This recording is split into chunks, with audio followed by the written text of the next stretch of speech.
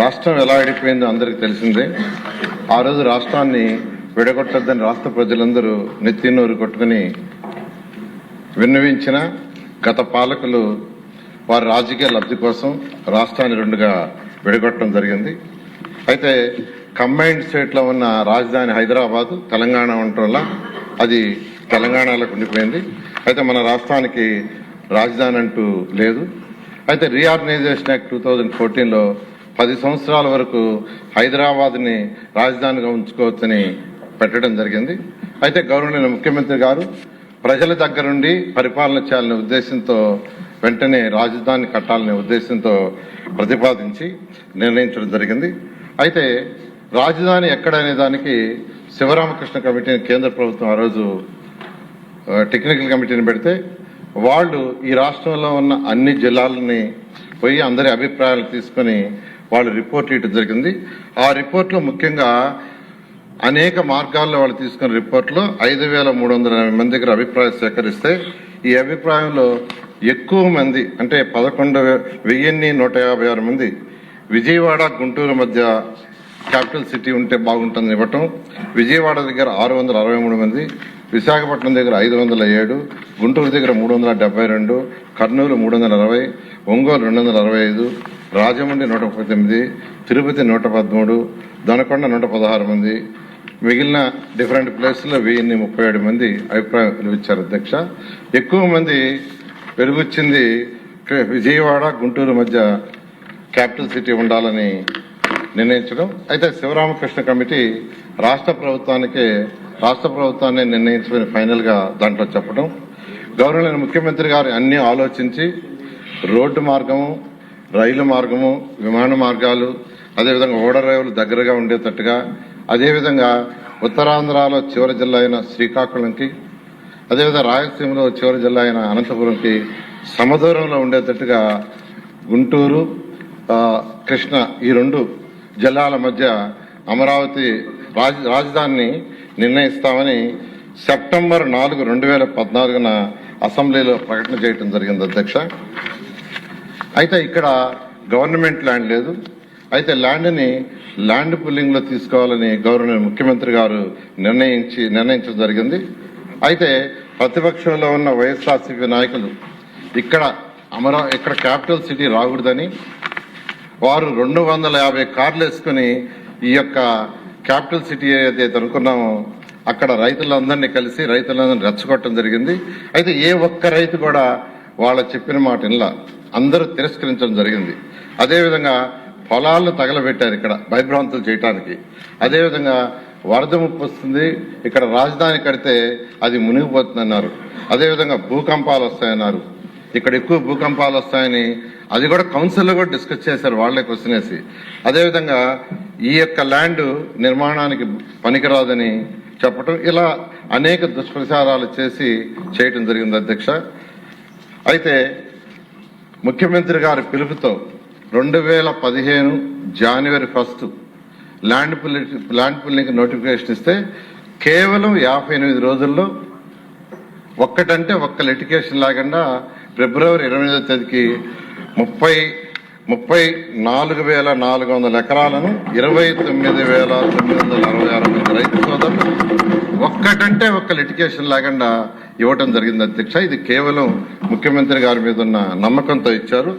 అయితే ఈ వినూతన land pulling ప్రపంచంలో ఇంత లార్జ్ స్కేల్లో ఒక్కటంటే ఒక్క లిటిగేషన్ లేకుండా బహుశా జరిగింది మన యొక్క అమరావతిలోని. అధ్యక్ష, అయితే రైతు సోదరులకు ఆ రోజు వాళ్ళందరితో కూర్చొని అనేక దఫాలు డిస్కస్ చేసి ఒక అగ్రిమెంట్, అంటే ల్యాండ్ని డెవలప్ చేసిన తర్వాత జరీబ్ ల్యాండ్ అయితే 1000 చదరపు అడుగులు రెసిడెన్షియల్, 450 చదరపు అడుగులు కమర్షియల్, నాన్ జరీబ్ అయితే 1000 చదరపు అడుగులు రెసిడెన్షియల్, 250 చదరపు అడుగులు కమర్షియల్ ఇచ్చేటట్టుగా, అంతేకాకుండా 10 సంవత్సరాల పాటు వాళ్ళకి యాన్యుటీ ఇచ్చేటట్టుగా, జరీబ్ అయితే 50,000, నాన్ జరీబ్ 30,000 ఇచ్చేటట్టుగాను, అంతేకాకుండా ప్రతి సంవత్సరం నాన్ జరీబ్కి 3,000 పెంచేటట్టుగా, జరీబ్కి వచ్చి 5,000 పెంచేటట్టుగా ఆ రోజు గౌరవనీయ ముఖ్యమంత్రి గారితో వాళ్ళందరూ డిస్కస్ చేసి రైతు సోదరులందరూ నిర్ణయించారు. దాన్ని ముఖ్యమంత్రి గారు యాక్సెప్ట్ చేయటం, రైతు సోదరులకు అంతేకాకుండా రుణమాఫీ,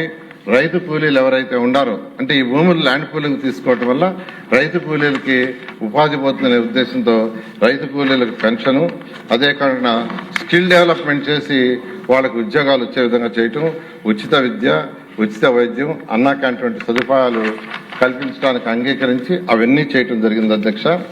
అయితే ల్యాండ్ పూలింగ్ అయిన తర్వాత, అంటే వైసీపీ నాయకులు ఎన్ని ఇబ్బందులు పెట్టినా, ఎన్ని దుష్ప్రచారం చేసినా, ల్యాండ్ చేతికి వచ్చిన తర్వాత ప్రపంచంలో ఉన్న టాప్ 5 సిటీస్లో ఒక సిటీగా అమరావతిని కట్టాలని గౌరవనీయ ముఖ్యమంత్రి గారు సింగపూర్ ప్రభుత్వం ఈ యొక్క లేఅవుట్స్ డిజైన్ చేయడంలో చాలా ఎక్స్పర్ట్స్. వారిని గౌరవనీయ ముఖ్యమంత్రి గారు సంప్రదించడం, వారు వెంటనే ఒక ఎంఓయూ మనతో కుదుర్చుకొని వాళ్ళు ప్లాన్ చేసి ఇవ్వడానికి నిర్ణయించారు. వాళ్ళు 3 రకాల ప్లాన్లు ఇచ్చారు అధ్యక్ష. ఒకటి capital region concept master plan, reason మొత్తానికి కాన్సెప్ట్. అదేవిధంగా క్యాపిటల్ సిటీ మాస్టర్ ప్లాన్, సిటీకి 217 చదరపు కిలోమీటర్లకి మాస్టర్ ప్లాన్. అదేవిధంగా సీడ్ క్యాపిటల్ మాస్టర్ ప్లాన్, ఈ 3 ప్లాన్లు ఇచ్చారు అధ్యక్ష. ఈ ప్లాన్లలో కూడా గవర్నర్ ముఖ్యమంత్రి గారి యొక్క సలహా మేరకు 9 నగరాలని, ఒకటి government complex, justice city, finance city, knowledge city, electronic city, health city, sports city, అదేవిధంగా మీడియా సిటీ, టూరిజం సిటీని అన్ని 9 నగరాలకు యాక్చువల్గా దాన్ని డిజైన్ చేయడం జరిగింది అధ్యక్ష. అదేవిధంగా 30% ఏరియాని గ్రీన్ అండ్ బ్లూగా, ఈ 217 చదరపు కిలోమీటర్లో 30% ఏరియాని గ్రీన్ అండ్ బ్లూగా పెట్టారు. ఆ విధంగా యాక్చువల్గా ఈ యొక్క ప్లాన్ని వాళ్ళు ఇవ్వటం జరిగింది అధ్యక్ష. అయితే ఇందులో 27 టౌన్షిప్లు కూడా పెట్టారు. ప్రతి టౌన్షిప్కి పార్కులు, స్కూల్స్, హాస్పిటల్స్, కమర్షియల్ కంపెనీ అనేక సదుపాయాలు యాక్చువల్గా చేయటం జరిగింది అధ్యక్ష. అదేవిధంగా ఐకానిక్ బిల్డింగ్స్ కట్టాలనే ఉద్దేశంతో ప్రపంచంలో ఇందులో 350 కిలోమీటర్ల ట్రంక్ రోడ్స్, 1500 కిలోమీటర్ల లేఅవుట్స్ రోడ్స్.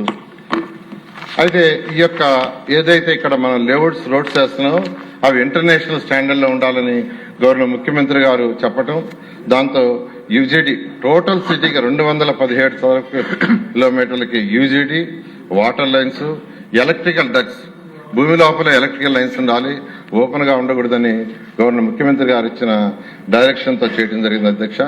అదేవిధంగా ఐసీటీ లైన్స్ కూడా భూమి లోపల వేయడం జరిగింది. ఫుట్ పాత్లు, సైకిల్ పాత్లు, అదేవిధంగా బీఆర్టీఎస్ రోడ్లు, ఇవన్నీ యాక్చువల్ గా ఇవన్నీ డిజైన్ చేయడం జరిగింది అధ్యక్ష. అదేవిధంగా అడ్మినిస్ట్రేటివ్ కోసంగా 5 ఐకానిక్ బిల్డింగ్స్ ని 40 అంతస్తులు, 45 అంతస్తులు లోపల వేయడం జరిగింది. ఫుట్ పాత్లు, సైకిల్ పాత్లు, అదేవిధంగా బీఆర్టీఎస్ రోడ్లు, ఇవన్నీ యాక్చువల్ గా ఇవన్నీ డిజైన్ చేయడం జరిగింది అధ్యక్ష. అదేవిధంగా అడ్మినిస్ట్రేటివ్ కోసంగా 5 ఐకానిక్ బిల్డింగ్స్ ని 40 అంతస్తులు, 45 అంతస్తులు. రాష్ట్రంలో ప్రజలకి పరిపాలన సులువు చేయాలి. ఎవరైనా పనుండి ఒక మంత్రి దగ్గరికి వస్తే మళ్ళా ఒక దగ్గర మంత్రి గారు ఉంటే వారిని కలవటం, సెక్రటరీ ఇంకో దగ్గర ఉంటే కలవటం, హెచ్ఓడి ఇంకో దగ్గర ఉంటే కలవటం, ఇదంతా ఇబ్బంది అవుతుంది. అందరూ ఒకే దగ్గర ఉండాలా, ఒకే బిల్డింగ్ లో ఉండాలా, ఒకే ప్లేస్ లో ఉంటే ఏదైనా పని కోసం వచ్చినప్పుడు వాళ్ళు వెంటనే వాళ్ళని కలిసి పని చేసుకోవడానికి సులువుగా ఉంటుంది, పరిపాలన సులువుగా చేయగలమనే ఉద్దేశంతో ఈ ఐకానిక్ టవర్స్ యాక్చువల్ గవర్నర్ ముఖ్యమంత్రి గారి ఆదేశంతో యాక్చువల్ గా వాటిని డిజైన్ చేయడం జరిగింది అధ్యక్ష. అదేవిధంగా న్యాయమూర్తులకు, మంత్రులకు, సెక్రటరీలకు, తర్వాత బంగాళాలు, ఆల్ ఇండియా ఆఫీసర్స్, ఎమ్మెల్యేలు, ఎమ్మెల్సీలకు, గెజిటెడ్, నాన్ గెజిటెడ్ ఆఫీసర్లకి అందరికి కూడా అపార్ట్మెంట్లు అన్ని కలిపి 4026 నివాసాలకు టెండర్లు పిలవటం జరిగింది అధ్యక్ష. వీటన్నిటినీ గౌరవనీయ భారత ప్రధాని గారి యొక్క చేతుల మీద యాక్చువల్ గా శంకుస్థాపన చేయటం జరిగింది అధ్యక్ష. అయితే అధ్యక్ష 2019లో ప్రభుత్వం మారిన తర్వాత విజయవాడ, గుంటూరు మధ్య రాజధానికి ఎటువంటి అభ్యంతరం లేదని 2019 ముందు ప్రతిపక్షంలో ఉన్న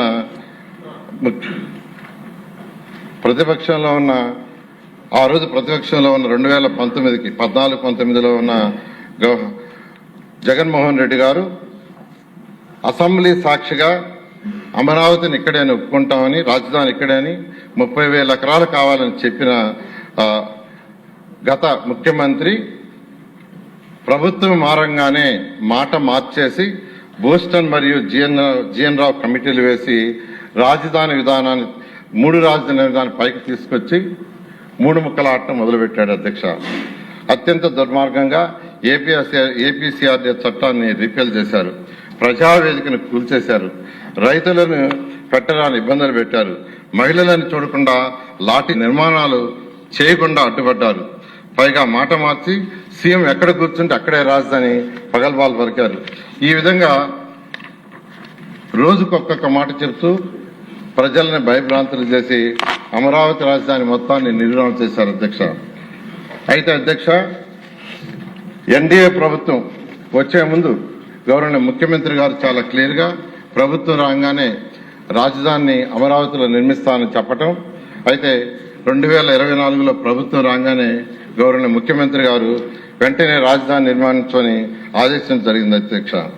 అయితే గత ప్రభుత్వం చేసిన అనేక అవకతవకలు దుర్మార్గాల వల్ల 2014-19లో వెంటనే రాజధాని కట్టడానికి అనేక సమస్యలు ఎదురైంది అధ్యక్ష. అదేంటంటే 2014-19లో ఏ కాంట్రాక్టర్లు అయితే ఇక్కడ కన్స్ట్రక్షన్స్ స్టార్ట్ చేసి వాళ్ళకి డబ్బులు ఇవ్వలేదు అధ్యక్ష. వాళ్ళు కాంట్రాక్ట్ని క్యాన్సిల్ చేసి మా బ్యాంకు ఏదైతే గ్యారంటీలు ఇచ్చామో వాటిని వెనక్కిస్తే మేము వేరే వర్క్ చేసుకుంటామంటే అవి కూడా ఇవ్వలేదు అధ్యక్ష. వాళ్ళది ఏదైతే ఇక్కడ మెటీరియల్ ఉందో అవి తీసుకుపోతామన్నా తీసుకుపోలేదు అధ్యక్ష. ఎంత మెటీరియల్గా దొంగతనం జరిగినా చూసి చూడనట్టు వదిలేస్తూ ఇలా అనేక ఇబ్బందులు చేస్తే వాళ్ళందరూ ఈ ప్రభుత్వం వచ్చిన తర్వాత మా సమస్యలను ఫస్ట్ మీరు డిస్కస్ చేసి మాకు ఇబ్బందులు చేసి మీరు మళ్ళా టెండర్లు పిలవమంటే కమిటీలు వేసి టెక్నికల్ కమిటీలు వేసి వాళ్ళ సమస్యలన్నింటినీ అనేక దఫాలు డిస్కస్ చేసి మళ్ళా ఎవరు కూడా కోర్టులకు వాటికి పోకుండా అథారిటీలో పెట్టి మళ్ళా కేబినెట్ లో పెట్టి సొల్యూషన్ చేసి అధ్యక్ష. అది అయిన తర్వాత మళ్ళా యాక్చువల్ గా టెండర్లకి ముందుకు పోవడం జరిగింది అధ్యక్ష. అయితే టెండర్లకు ముందుకు పోయే ముందు ఏదైతే అంతకు ముందు చేసిన వర్క్స్ వాటి స్టాండర్డ్ కరెక్ట్ గా ఉందా లేదనే దానికోసం ఐఐటి చెన్నై, ఐఐటి హైదరాబాద్ వాళ్ళకి ఇచ్చి వాటి నాణ్యతని పరిశీలించి రిపోర్ట్ ఇవ్వమంటే వాళ్ళకి కొంత టైం తీసుకుని వాటి నాణ్యతని పరిశీలించి పాజిటివ్ గానే రిపోర్ట్ ఇచ్చారు. అయితే వర్క్లు స్టార్ట్ చేస్తుంటే మళ్ళా జగన్మోహన్ రెడ్డి గారు మళ్ళా విష ప్రచారం మొదలుపెట్టారు అధ్యక్ష. అంటే అసలు రివర్ బెడ్ కి రివర్ బేసిన్ కి తేడా తెలియకుండా, రివర్ బెడ్ అంటే ఏంది, రివర్ బేసిన్ తెలియకుండా కడుతున్నారు, సుప్రీంకోర్టు కలగజేసుకోవాలని స్టేట్మెంట్ ఇచ్చారంటే అదంతా ప్రజలని భయభ్రాంతులు చేసి మళ్ళా ఇక్కడ రాజధాని రాకూడదు, ఏదో విధంగా కోర్టులో లిటిగేషన్ పడాలి, ఈ రాజధాని ఆగిపోవాలనే ఒక దుష్ప్రచారంతో మొదలుపెట్టారు అధ్యక్ష. అంతేకాకుండా సీఎం ఎక్కడుంటే అక్కడే రాజధాని మళ్ళా ఆ భాషను తీసుకొచ్చారు. అంటే ఢిల్లీలో ఉంటే ఢిల్లీలో, బెంగళూరులో ఉంటే బెంగళూరులో, ఇలా అంటే ప్రజలని రకరకాలుగా భయభ్రాంతులు చేయాలా, ఇక్కడ రాజధాని రాకుండా చేయాలనే ఉద్దేశంతో చేయడం జరిగింది అధ్యక్ష. కానీ రైతులు ఏ రైతులైతే ల్యాండ్ పుల్లింగ్ కి ల్యాండ్ ఇచ్చారో ఆ రైతులు గౌరవనీయ ముఖ్యమంత్రి గారిని కలిసి, సార్ దీనికి ఒక శాశ్వత పరిష్కారం చేయండి, రోజుకు ఒక్కొక్క స్టేట్మెంట్ ఇస్తున్నారు, అందువల్ల చట్టంలోనే ఏదైతే 2014 చట్టంలోనే సవరణ చేయించి ఇది శాశ్వత రాజధాని ఉండేటట్టుగా చేయమని గౌరవనీయ ముఖ్యమంత్రి గారు రైతు సోదరులందరూ కలిసి మాట్లాడటం, సీఎం గారు కేంద్రంతో ప్రైమ్ మినిస్టర్ వాళ్ళతో మాట్లాడి ఇన్ ప్రిన్సిపల్ యాక్చువల్ గా వాళ్ళు యాక్సెప్ట్ చేశారని తెలిసింది.